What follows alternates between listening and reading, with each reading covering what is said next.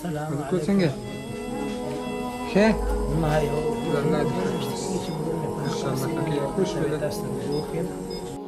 نن راته چا ډیوټ کړی و ستادي موډ نه د په یاد زه همیشه غواړم خوشحاله پاتې شم.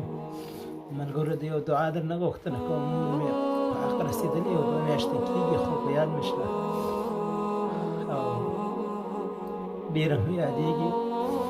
که مورګانې مو ژوندۍ دعاګانې واخلئ چې بیا مور نه پیدا کېږي.